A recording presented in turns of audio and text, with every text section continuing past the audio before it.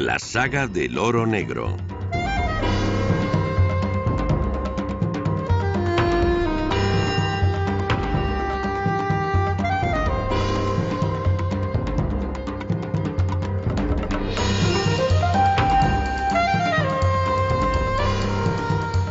Apenas 100 años después del comienzo de la civilización del automóvil, los expertos advierten de que hemos consumido la mitad de las reservas mundiales del petróleo que la naturaleza tardó millones de años en producir.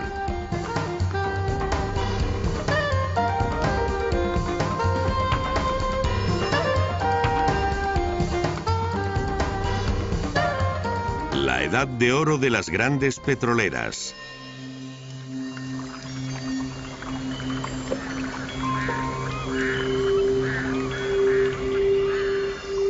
En cuanto se descubrió petróleo en grandes cantidades, se crearon importantes empresas, casi todas angloamericanas, para extraer, refinar, transportar y comercializar el oro negro.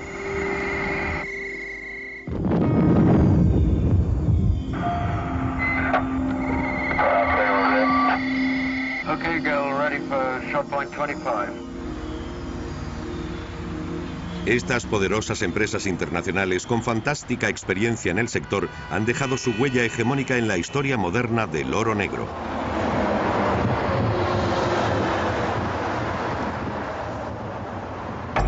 La fiebre del oro negro.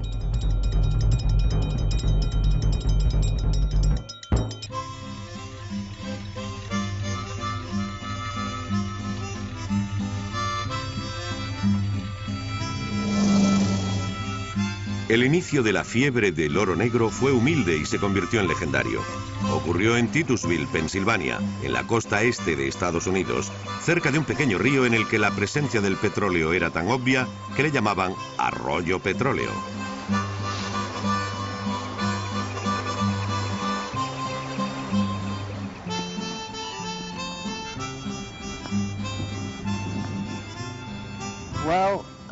Al principio, el petróleo emergía del suelo en algunos lugares y la gente veía espuma en pequeños ríos.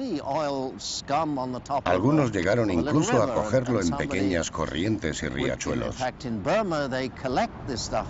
Esto indica que se filtraba de manera natural.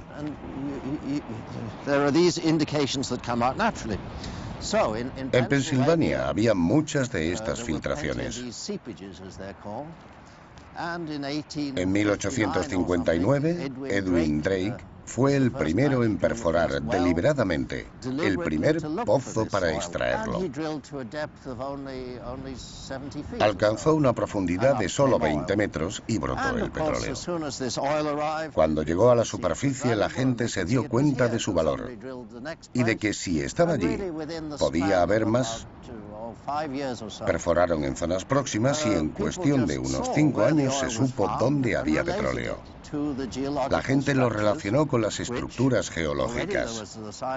Ya existía la ciencia de la geología y se pudo estudiar la relación entre esas estructuras llamadas anticlinales, que son como un arco formado por el plegamiento de las rocas y el petróleo se acumula en la parte superior.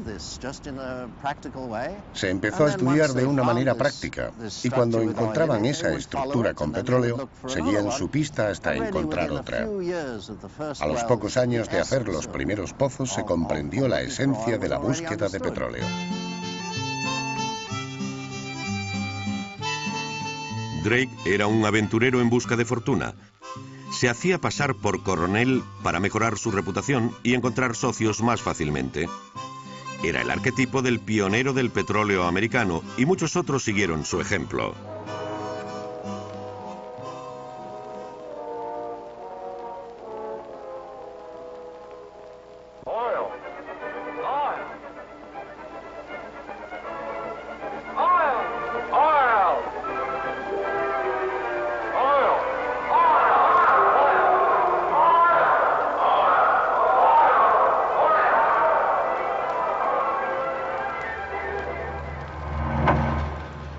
Tras su descubrimiento se inició una frenética búsqueda de petróleo en Pensilvania. En pocos años, Y a pesar de la guerra civil que asoló los estados del sur entre 1860 y 1865, la fiebre del oro negro se extendió por todo el país hasta California.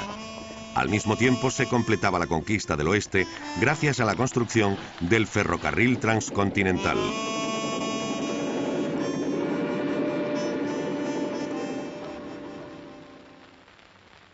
En 1850, algunas décadas antes del automóvil, la necesidad de petróleo aumentó debido al desarrollo del transporte en tren y la mecanización. Ambos necesitaban lubricante industrial que hasta entonces se hacía con grasa de ballena. La matanza masiva de ballenas en las campañas de caza intensivas originó el descenso de la producción y el aumento de los precios. Se empezó a usar lubricante derivado del petróleo más barato y eficaz, salvando así a los cetáceos de una extinción segura.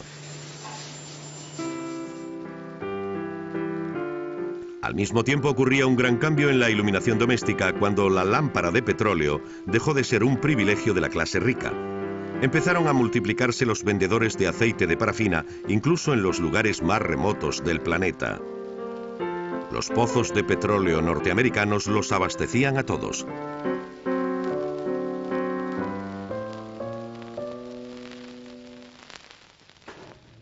En los años posteriores se fueron descubriendo cada vez más pozos. En Oklahoma, Luisiana, Ohio y Texas brotaban las torres por todas partes. Según un periódico local, formaban un bosque tan denso que se podía pasar de un pozo a otro sin tocar el suelo. Esta proliferación se debió principalmente a una peculiaridad de la legislación. En Estados Unidos, al contrario que en la mayoría de países europeos, el subsuelo no pertenece al Estado, sino al propietario del terreno. Aprovechándose de esta ley, miles de pequeños terratenientes se convirtieron en prospectores de cualquier trozo de tierra que poseyeran. Los propietarios de pozos estaban tan desorganizados que había amenaza de marea negra en los estados petrolíferos. Esto implicó la caída del precio del crudo. La situación empezó a ser anárquica. Los reyes del petróleo.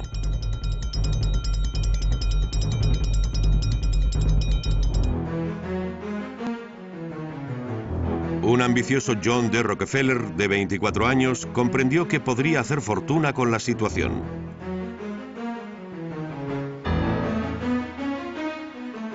Decían de él: Dios creó el mundo y Rockefeller lo puso en orden. Detrás de su éxito había una intuición visionaria, una energía sin límites, pero también un total desprecio por la ley. Le dijo a los prospectores: arriesguen sus dólares para buscar nuevos campos y cuando hayan encontrado petróleo, tendrán que pedirme a mí que lo transporte, lo refine y lo comercialice. Así fue como en 1870, con 31 años, fundó una compañía que sería legendaria, la Standard Oil. La gran idea de Rockefeller fue estandarizar la producción de productos refinados. Todo se basaba en la palabra estándar, que quiso incluir en el nombre del imperio que creó.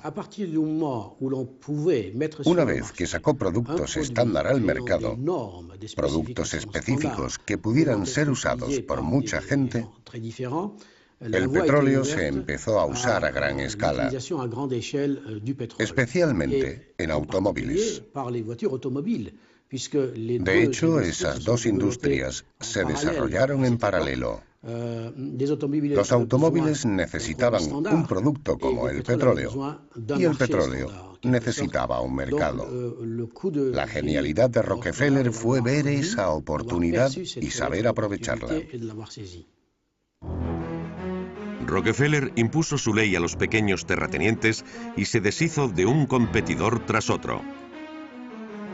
Cualquier medio era válido para conseguir su objetivo, incluyendo el soborno, la corrupción de políticos y jueces, el espionaje industrial y la violencia. Un ejemplo es la guerra que inició con los propietarios de los oleoductos. Cuando le hicieron frente, envió a sus esbirros para sabotear las instalaciones sin pensárselo dos veces.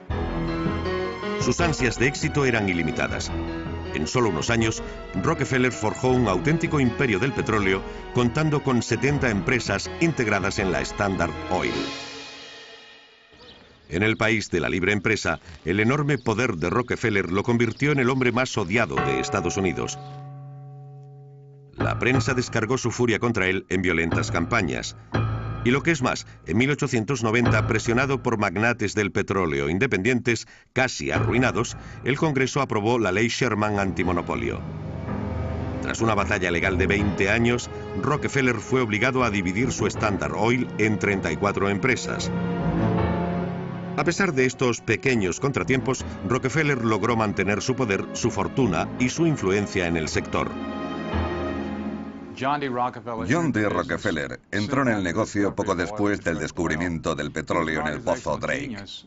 Era un genio organizativo y un duro competidor, justo lo que se necesitaba en ese primer periodo. Estudió la industria y vio el caos. Con su mentalidad y su alma de contable, llegó al convencimiento de que era el único que podría imponer orden. En 30 años, se pasó al modelo de integración vertical, sumando la refinación, el transporte, el marketing y finalmente la producción de petróleo. Se convirtió en el modelo de todas las grandes empresas del sector en Norteamérica para los siguientes 75 años. Con la aceleración de la globalización industrial, el modelo de Rockefeller pronto fue adoptado al otro lado del Atlántico a través de una empresa anglo-holandesa con una concha como símbolo. La Royal Dutch Shell nació de la relación entre dos aventureros, Marcus Samuel y Charles Detterding. El primero tenía una empresa llamada Shell, cuyo negocio, como su nombre indicaba, era el transporte de conchas exóticas desde lo que hoy es Indonesia a Holanda.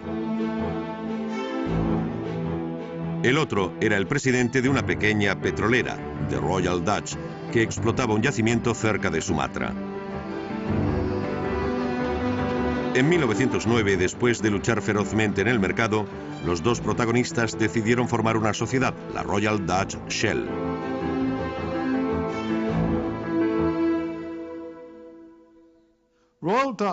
Royal Dutch Shell fue una de las primeras en la globalización de la industria del petróleo, el equivalente europeo a la Standard Oil de Rockefeller. El hombre más poderoso de esta nueva combinación fue Henry Detterding, la figura europea equivalente a John D. Rockefeller en Estados Unidos. Transformó la Royal Dutch Shell en una empresa global antes de la Primera Guerra Mundial. Royal Dutch Shell pronto entró en competencia con Standard Oil en todos los yacimientos del mundo. En Rumanía, por ejemplo, en la frontera con los Cárpatos, la centenaria labor artesana empezó a convertirse en industrial a finales del siglo XIX.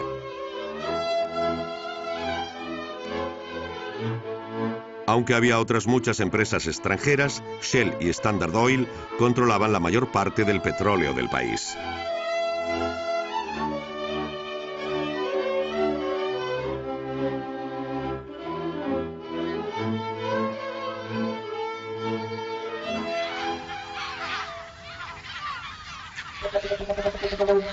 En Azerbaiyán, en la región de Bakú, en el Mar Caspio, las grandes compañías se lanzaron a una dura batalla tan feroz como el número de yacimientos.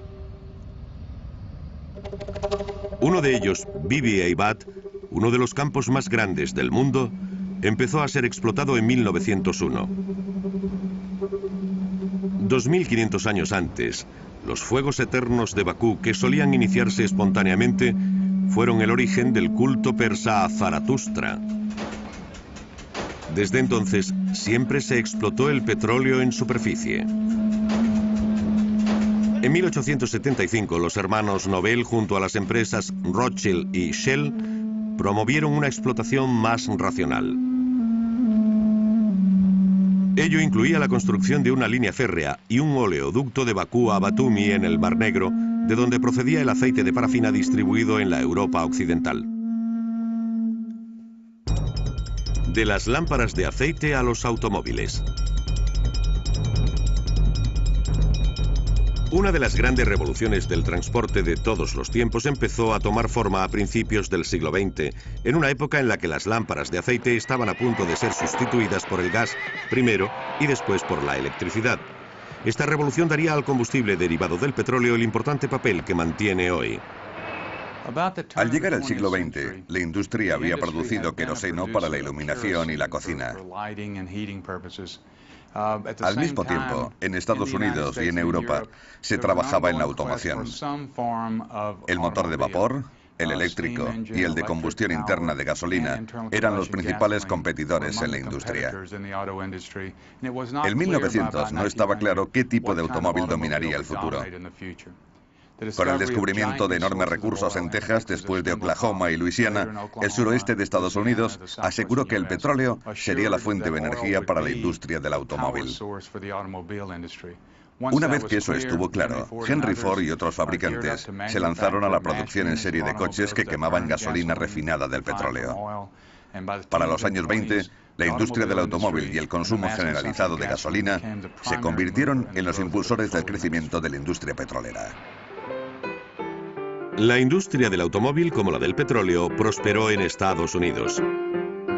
Ello revolucionó la vida cotidiana de esta nación de pioneros y la puso a la cabeza de los países industrializados. El responsable de esta revolución fue un joven agricultor de Michigan aficionado a la mecánica, Henry Ford.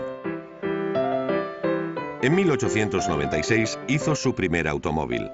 Tenía 4 cilindros y un motor de 4 caballos. Ford se dio cuenta del increíble potencial que representaba este nuevo medio de transporte comparado con lo que era hasta ese momento, un artículo de lujo reservado a clientes ricos. Su sueño de producir un automóvil barato y popular chocaba con el alto coste de fabricación. Encontró una solución cuando aplicó los métodos de Charles Taylor en su fábrica de Detroit. Charles Taylor era un economista e ingeniero que inventó una teoría sobre la organización científica del trabajo industrial. Ford tenía por fin los medios gracias a la cadena de montaje y a la división del trabajo que hacía de los obreros máquinas humanas altamente eficientes.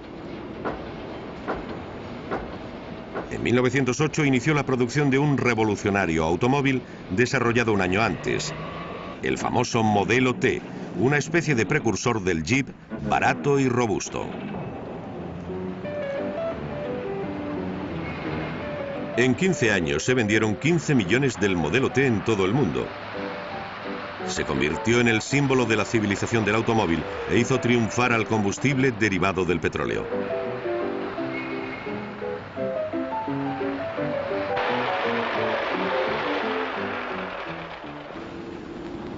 La llegada del automóvil impulsó una intensa competencia entre Estados Unidos y Europa en todas las áreas del transporte que usaran motores de combustión interna por tierra, mar y aire. Los aviones definitivamente le ganaron la batalla a los objetos volantes ligeros, que eran versiones modernas de los viejos globos de Montgolfier. La supremacía del carbón recibió su primer golpe cuando en la Marina empezaron a usarse motores diésel alimentados con petróleo.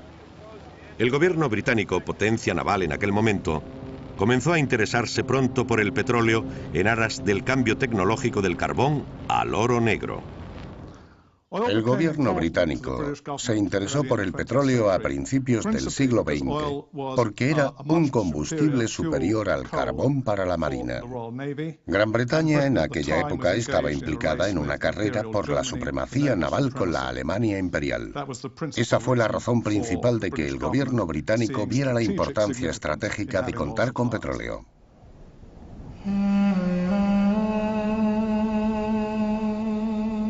La compañía Anglo-Persian, actualmente British Petroleum o BP, fue el símbolo de este esquema político.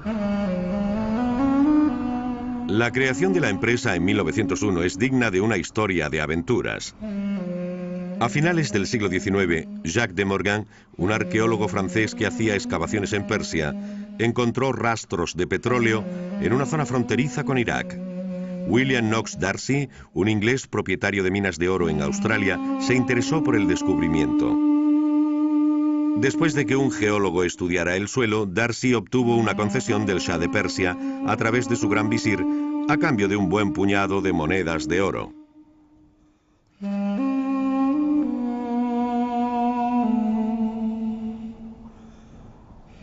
Los comienzos fueron duros. Los perforadores de Darcy tenían que transportar el equipo sobre ruedas de metal remolcadas. Era un monstruo arrastrado por mulas sobre caminos de cabras a través de regiones semiáridas, 200 kilómetros desde el puerto de Abadán. En aquella época, Persia estaba subdesarrollada y las zonas donde buscaban petróleo estaban muy lejos de Teherán y de los centros de gobierno. El gobierno central tenía poco poder en la periferia de Persia. William Knox Darcy envió un equipo para explorar la zona.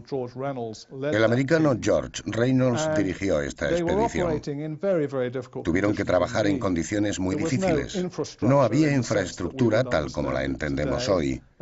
No había carreteras, suministro de energía, ni nada que pudiera apoyar la operación. Tuvieron que improvisar muchas cosas. El transporte dependía de carros y mulas. Gran parte del equipo que recibían, la mayor parte de Gran Bretaña y del extranjero, llegaba roto o faltaban piezas. El clima era muy duro. La seguridad también era un problema porque las tribus locales mandaban en la zona de prospección bastante más que el gobierno central. Hubo muchos problemas. Fue un ímprobo esfuerzo de exploración. Tardaron 7 años en descubrir un yacimiento gigante. Y eso sucedió después de muchas decepciones y dificultades. Darcy gastó una fortuna en los 7 años que estuvo perforando sin éxito. El almirante Fisher, partidario del uso de petróleo por la Marina, fue el único que le apoyó. 3 años después, Darcy decidió rendirse. Envió una nota a su equipo desde Londres, pero esta no llegó y siguieron perforando. Entonces, una tremenda explosión sacudió la región de Masjid y Suleimán, la mezquita de Salomón, seguida de un chorro de 15 metros de crudo.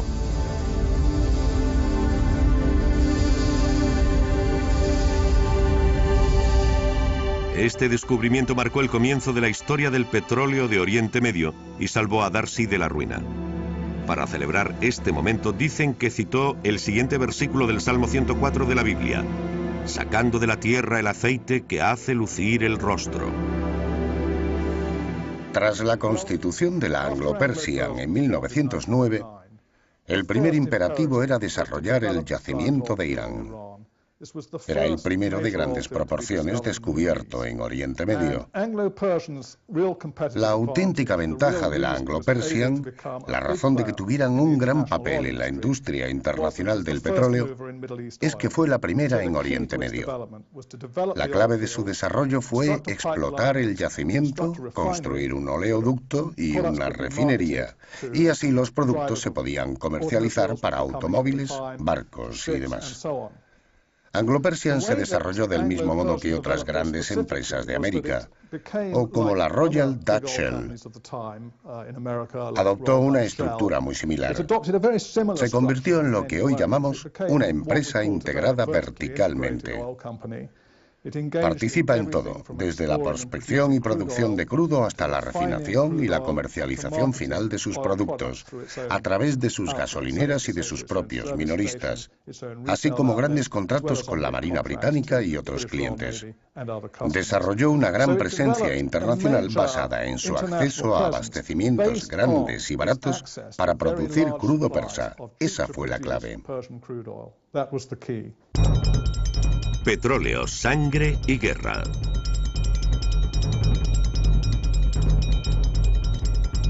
Unos años después, el gobierno británico se hizo con la mayoría de las acciones de la Anglo-Iranian por iniciativa del joven ministro de Marina de la época, Winston Churchill. Estaba convencido de la importancia estratégica que tendría el petróleo en caso de futuros conflictos. La Primera Guerra Mundial, que estalló poco después, demostró que tenía razón. Sin embargo, esta guerra había comenzado de una manera muy convencional, con cargas heroicas de caballería y fuertes ataques de la infantería, curtida en 1000 batallas. Entonces empezó a tomar forma una auténtica revolución en el arte de la guerra.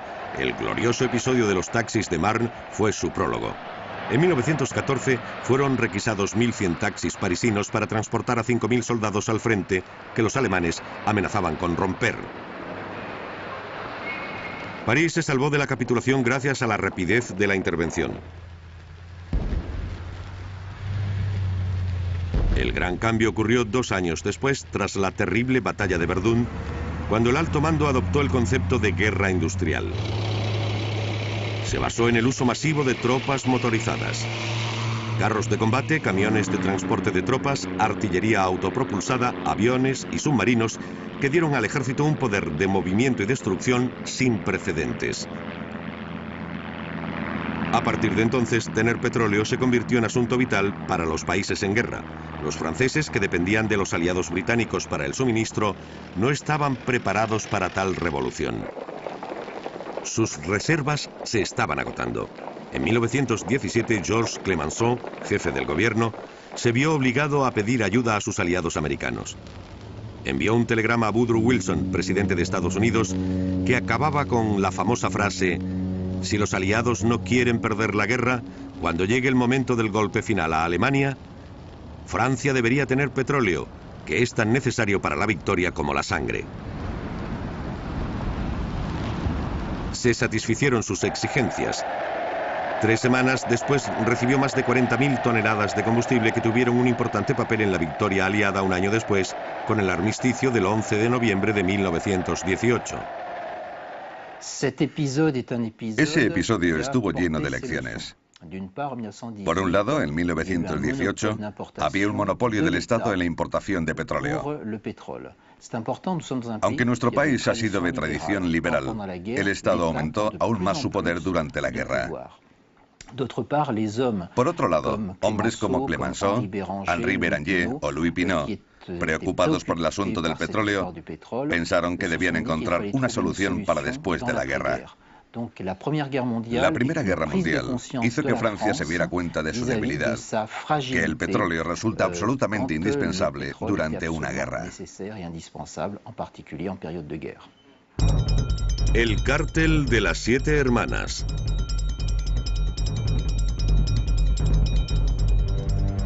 Francia se lanzó a una política activa para asegurarse su suministro.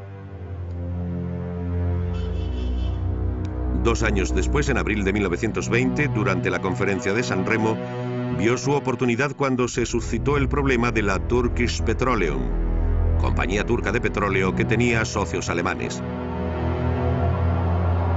Su origen databa del periodo de preguerra, cuando Irak seguía siendo Mesopotamia, una provincia del Imperio Otomano. Kalous Gulbenkian, un brillante hombre de negocios de origen armenio, estaba muy interesado en el petróleo de esta región. Logró captar a 3 socios de intereses muy diferentes: la Anglo-Persian, Shell Oil y un banco alemán, el Deutsche Bank. Antes de que se perforara el primer pozo, la Turkish Petroleum quedó inactiva por el estallido de la guerra.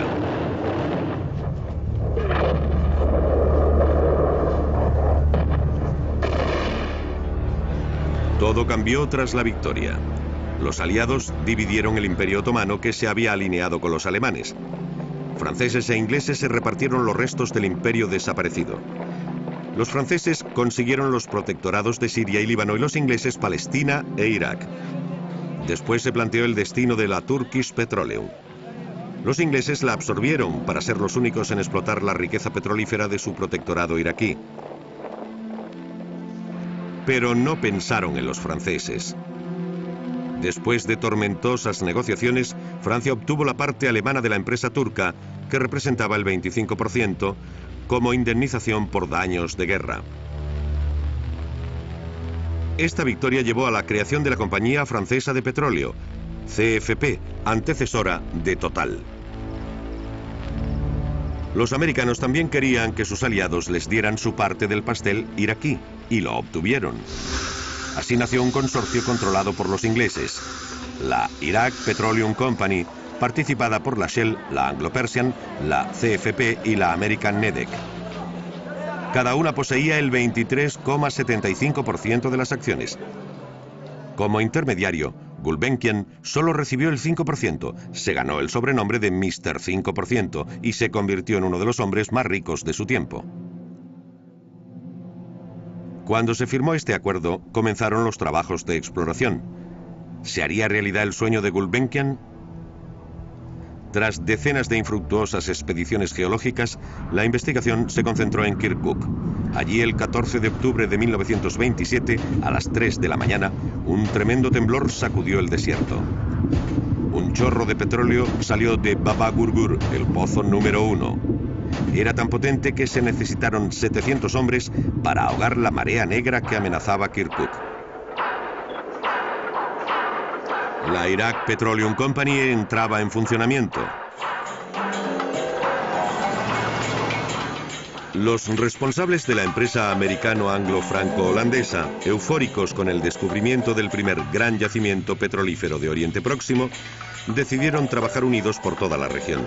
Pero aún había que determinar las fronteras, confusas en aquel momento.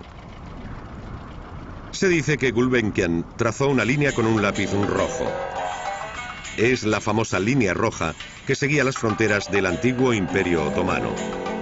Comprendía todo Oriente Próximo excepto Kuwait. Incluía la península arábiga, donde estaba casi toda la riqueza petrolífera y donde aún estaban por descubrir los mayores yacimientos del mundo, especialmente en Arabia Saudí.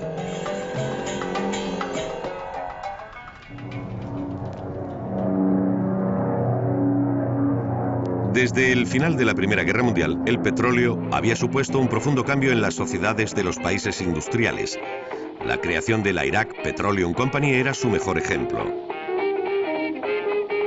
Estados Unidos, el primer productor, consumidor y exportador, mantuvo la supremacía hasta finales de los años 60.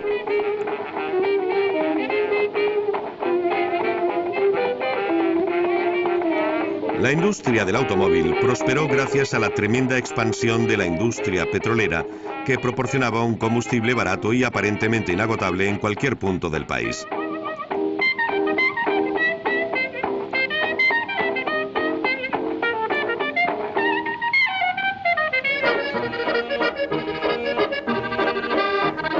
Europa experimentaba el mismo fenómeno, pero a menor escala.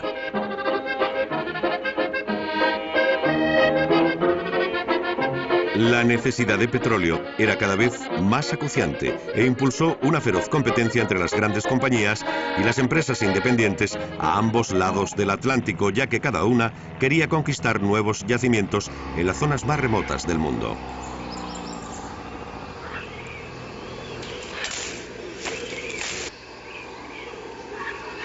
De esta caza del tesoro, que a veces parecía una campaña colonial, surgió un nuevo héroe. Erudito y aventurero, el geólogo de petróleo, que vivió entonces su momento de gloria, se convirtió en el héroe moderno. Un geólogo de petróleo es en muchos sentidos un científico, pero no es el típico científico que podríamos encontrar en un laboratorio. Es más bien una mezcla entre un médico y quizá un detective. Cuenta con cierta información, ciertos conocimientos, pero debe imaginar lo que ocurre en medio. No puede ver lo que hay dentro de la Tierra. No sabe lo que ocurrió en el período Jurásico, así que debe tener cierta dosis de imaginación. Por otra parte, tampoco se puede dejar volar la imaginación. Hay que aplicar una lógica rigurosa al análisis. Se podría decir que buscamos pistas. No conseguimos toda la información que necesitamos. Encontramos indicios, pistas aquí o allí, y las relacionamos. O por hacer otra analogía, se podría decir que somos como un médico que analiza el estado de un paciente.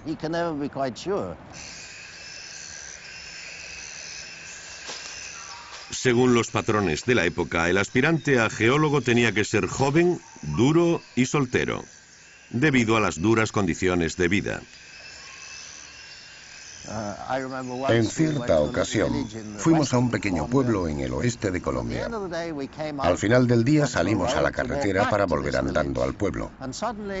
De repente, al volver a una esquina, aparecieron 50 soldados colombianos con armas automáticas, apuntándonos. Pensé en hacer algo, Cualquier cosa que no fuera agresiva. Por casualidad tenía un bocadillo en el bolsillo, así que me senté y me lo comí, pensando que nadie tendría el valor de disparar a una persona que estuviera comiendo. Al fin llegó un oficial al que pudimos explicarle quiénes éramos. Pero nos confundió con bandidos. En Colombia es práctica habitual disparar primero y preguntar después. La verdad es que tuvimos suerte, pero nos pasaron muchas cosas. Yo diría que de alguna manera era una buena vida porque éramos libres. Viajaba durante meses con aquellos fantásticos compañeros que trabajaban conmigo. Era emocionante y divertido y nos librábamos del trabajo burocrático, de los directores y de todo aquello. Hacías tu trabajo y tomabas tus propias decisiones. La gente que vive esas experiencias es un poco más independiente en su manera de ser y de comportarse, y eso implica que no siempre encaja en la empresa moderna.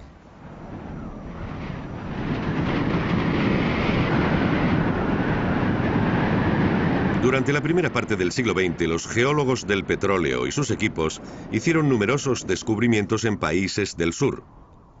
Los líderes de esos países, la mayoría con estilos de vida anticuados, no podían calcular la riqueza que suponía cuando se reunían con los representantes de las grandes petroleras.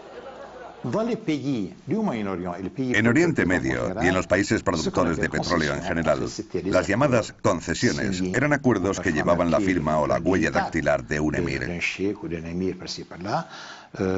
Permitían a empresas extranjeras que se encargaran de todo. Es decir, que explotaron el petróleo de principio a fin. La explotación, la producción, el transporte, la refinación. En contrapartida, estos países recibían una cierta cantidad de dinero por derechos e impuestos. Pero en general, esas sumas eran ridículas. En el periodo de entreguerras, las grandes compañías compitieron ferozmente mientras afianzaban su poder. Y más todavía cuando los años de plenitud que siguieron a la posguerra provocaron la caída de los precios.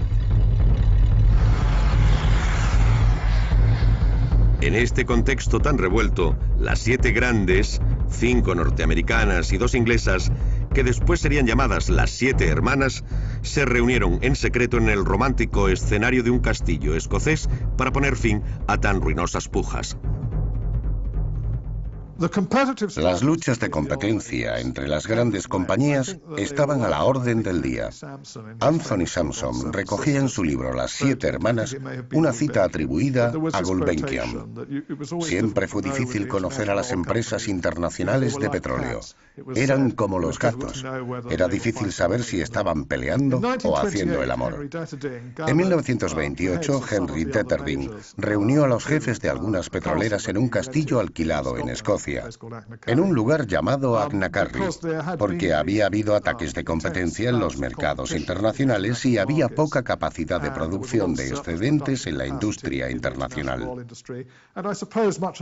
Como tiempo después harían los ministros de la OPEP para regular el proceso, el propósito del encuentro en Agnacarry fue intentar controlar la producción, la industria mundial del petróleo.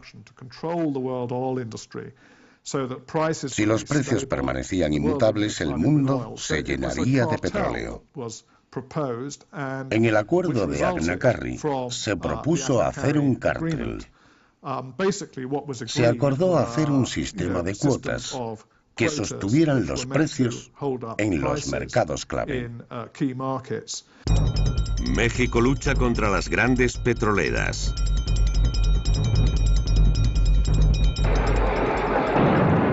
Durante las siguientes décadas, los países del sur intentaron con mayor o menor éxito librarse del control de las 7 hermanas. El primer intento fue en México. Este país estaba bajo la influencia de Norteamérica, pero tenía una larga tradición revolucionaria.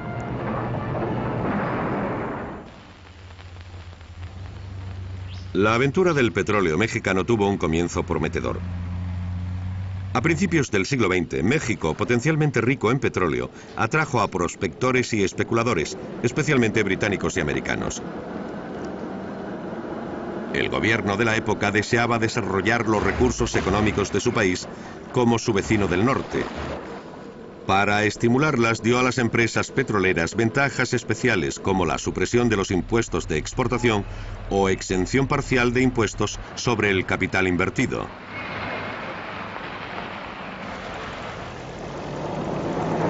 En principio, esta política de puertas abiertas permitió que la producción se desarrollara a buen ritmo, incrementada por el descubrimiento de numerosos yacimientos. Las grandes compañías, que se comportaban como si fueran propietarias del país, conocieron entonces su edad de oro. La Revolución Mexicana entre 1913 y 1917 cambió drásticamente las relaciones entre el gobierno y las petroleras, que vieron cuestionados sus privilegios. La creación de la Confederación de Trabajadores en 1918 y la formación del Sindicato del Petróleo en 1935 modificaron seriamente el equilibrio de poder dentro de las empresas. En 1936, el sindicato presentó un convenio colectivo que contemplaba aumento de salarios. Las petroleras se negaron con el pretexto de que no conseguían beneficios. A mediados de 1937 comenzó una huelga general, mientras una comisión de expertos declaraba que las compañías eran asombrosamente ricas. El gobierno exigió que se satisficieran las reclamaciones de los trabajadores. Las compañías, sobreestimando su poder, se negaron. Nuestra contestación es definitivamente no. En un famoso discurso el 18 de marzo de 1938, Lázaro Cárdenas, presidente de la República y figura clave de la derecha mexicana, decretó la nacionalización de las 17 empresas angloamericanas que controlaban toda la industria petrolera. The President of Mexico is going to speak. Por causa de utilidad pública y a favor de la nación, se declaran expropiados la maquinaria, edificios, oleoductos, refinerías, vías de comunicación, embarcaciones y todos los demás bienes de las compañías petroleras.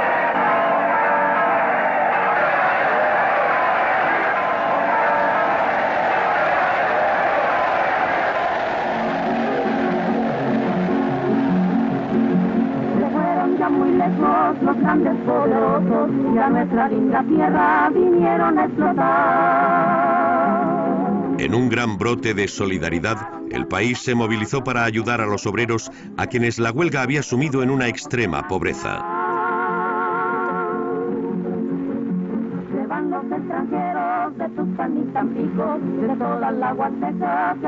La compañía nacional Pemex sustituyó a las empresas extranjeras, pero México pagó cara su hazaña. Las compañías despojadas contraatacaron retirando sus equipos técnicos e imponiendo un boicot a la exportación de petróleo mexicano. Y se trasladaron a una Venezuela entonces más dócil. La producción se colapsó y México tardó 10 años en recuperar la prosperidad perdida.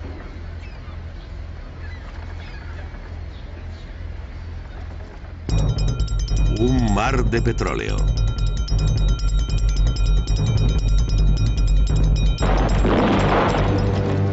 Desgraciadamente, los ecos de la victoria de México sobre las petroleras quedarían sofocados por la belicosidad que asolaba Europa con el ascenso del fascismo. España, devastada por una guerra civil entre 1936 y 1939, se convirtió en un campo de pruebas, utilizado especialmente por la Alemania nazi, alineada con Franco. Su Legión Cóndor experimentó una nueva táctica aérea de bombardeo en alfombra sobre Guernica. Este trágico episodio fue el preludio del uso masivo de fuerzas mecanizadas y aéreas durante la Segunda Guerra Mundial. Desde entonces, dominar la producción y el transporte de petróleo ha sido elemento clave para la victoria.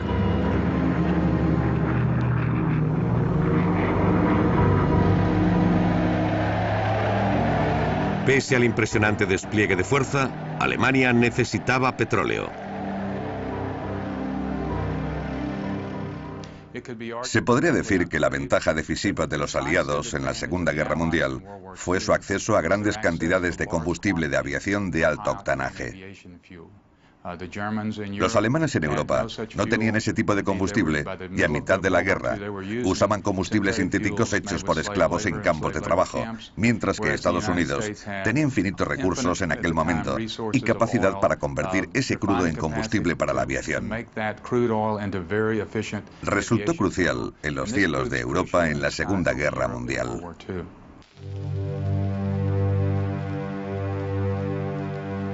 La necesidad alemana de petróleo fue una de las razones por las que firmó el Pacto Germano-Soviético en septiembre de 1939. Una de las cláusulas aseguraba el suministro ruso a la Alemania nazi.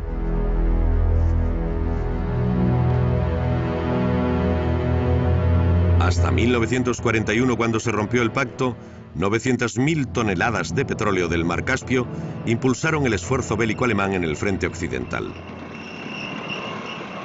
Después de la campaña, que terminó con una victoria aplastante sobre Francia en 3 semanas, tuvieron que enfrentarse a la inesperada resistencia británica. Fue una guerra aérea y naval ruinosa en cuanto a combustible. A pesar de su estancamiento en el frente occidental y contra toda expectativa, Hitler atacó el este y envió sus tropas a la URSS. Según un historiador alemán, el hambre de petróleo fue la razón principal de su decisión de invadir Rusia. Cuando Hitler intentó apoderarse de los yacimientos de Bakú, tenía 2 objetivos: privar a los rusos de su petróleo y abastecerse para continuar su avance hacia la India.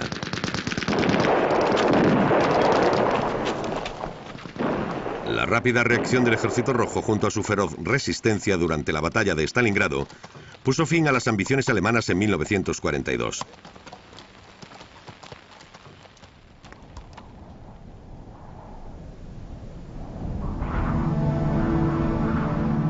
El mismo año, la ofensiva de Rommel en Egipto llegó a un repentino final por falta de combustible. Lo mismo le ocurrió a los japoneses, que habían confiado en el petróleo americano. En 1941, Roosevelt decidió congelar el suministro a Japón. Como dijo Churchill, Japón tuvo que enfrentarse al dilema de llevarse bien o hacer la guerra con Estados Unidos. Optaron por la guerra y lanzaron el ataque a Pearl Harbor el 7 de diciembre de 1941. El objetivo de los estrategas japoneses era destruir la flota americana y apoderarse de los yacimientos de Indonesia. Esta aplastante derrota hizo que Estados Unidos entrara en la guerra, abriendo así un tercer frente en el Océano Pacífico.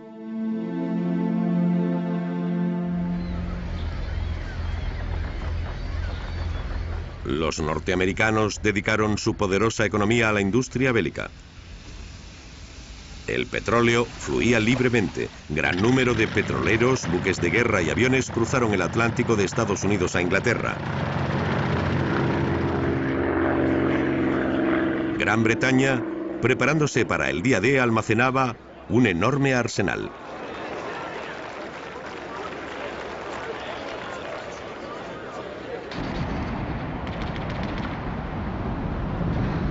Cuando los aliados desembarcaron en Normandía en junio de 1944, la guerra industrial que había empezado en 1917 llegó a su culmen. La sangre y el petróleo cubrieron la costa de Normandía.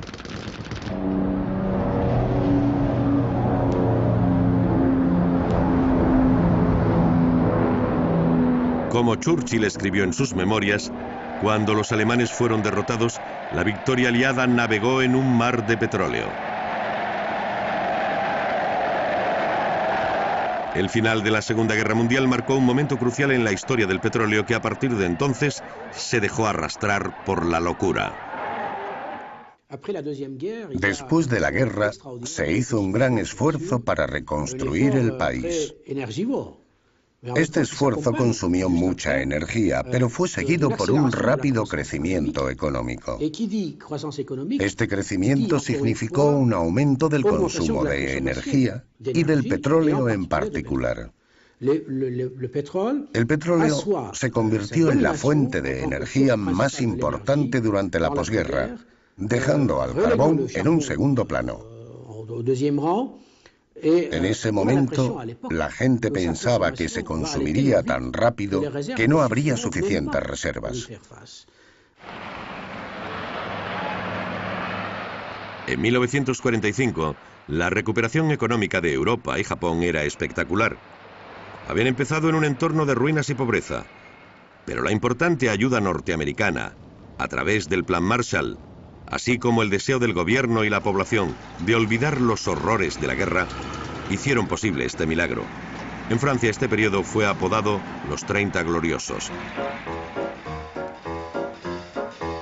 A pesar de la Guerra Fría que amenazaba la paz en el mundo, el viejo continente europeo se veía abocado a una sociedad de pleno empleo y consumismo.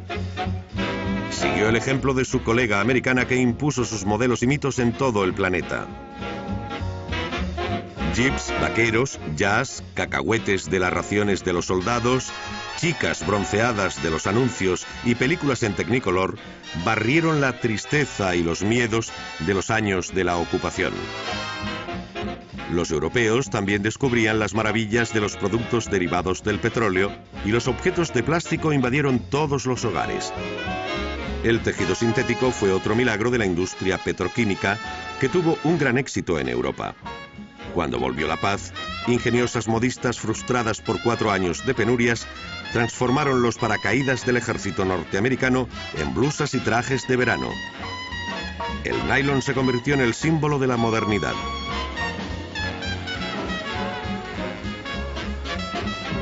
Pero el auténtico signo de prosperidad en los países europeos y Japón fue la democratización generalizada de los automóviles.